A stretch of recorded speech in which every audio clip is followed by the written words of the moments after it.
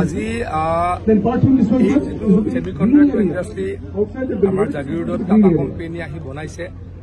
এয়া অসমৰ কাৰণে জাগিৰোডবাসীৰ কাৰণে নহয়, অসমবাসীৰ কাৰণে এটা ডাঙৰ মুখ্যমন্ত্ৰী ডাঙৰীয়াই অহৰহ প্ৰচেষ্টা কৰি এই ইণ্ডাষ্ট্ৰীটো ইয়ালৈকে আনিছে। প্ৰধানমন্ত্ৰী ডাঙৰীয়াৰ মুখ্য পৃষ্ঠপোষকতাত আৰু টাটা কোম্পানীয়েও মুখ্যমন্ত্ৰী ডাঙৰীয়াৰ লগত থকা বিশেষ সম্পৰ্কৰ কাৰণে এইখিনিলৈকে আগুৱাই আহিছে।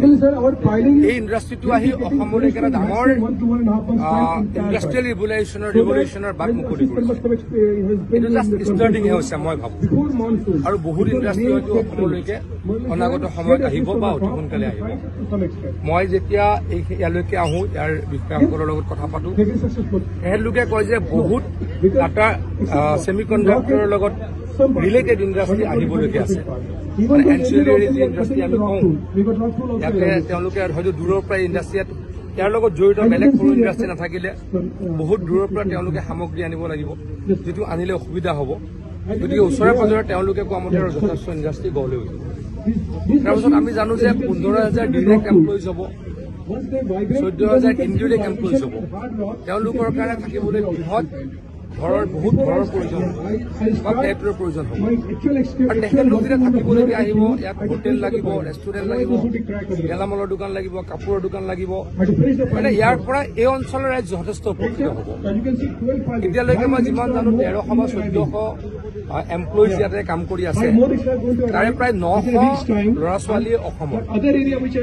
আজি আমি উভতনি যাত্ৰাটো কেনেকৈ কওঁ? নকাৰাত্মক চিন্তাধাৰা বুলি কওঁ, নিগেটিভ চেন্সত কওঁ উভতনি যাত্ৰা। আজি মই কওঁ যে ইয়ালৈকে আমাৰ জাগিৰোডৰ ছেমিকণ্ডাক্টৰ ইণ্ডাষ্ট্ৰীলৈকে আমেৰিকাৰ পৰা এগৰাকী যুৱতীয়ে কামবেক কৰিছে। কোনোবা কামবেক কৰিছে ক'ৰ পৰা? মুম্বাইৰ পৰা, কোনোবাই চেন্নাইৰ পৰা। মানে মই কওঁ যে উভতনি যাত্ৰা বাট ইন এ পজিটিভ চেন্স। এনেকুৱা উভতনি যাত্ৰা আৰু হওক অসমীয়া হিচাপে মই কামনা কৰোঁ। এনেকুৱা ইণ্ডাষ্ট্ৰী আৰু হওক অসমীয়া হিচাপে মই কামনা কৰোঁ।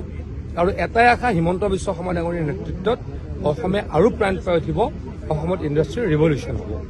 গোটেই প্ৰকল্পটো সম্পূৰ্ণ হৈ উঠিবৰ কাৰণে কিমান? এইটো তেখেতলোকৰ প্ৰাইভেট ইণ্ডাষ্ট্ৰী, আমি ভিতৰত নোসোমাওঁ, আমি এছিষ্ট কৰোঁ। কিবা যদি তেওঁলোকক সহায় কৰিব পাৰোঁ, মই বিধায়ক হিচাপে চেষ্টা এটা কৰোঁ। মুখ্যমন্ত্ৰী ডাঙৰীয়াই এনেকৈ প্ৰত্যেকটো ডিপাৰ্টমেণ্টৰ অফিচাৰসকলক এলাৰ্ট কৰি ৰাখিছে যাতে এওঁলোকৰ কাম এদিনো পৰি নাথাকে।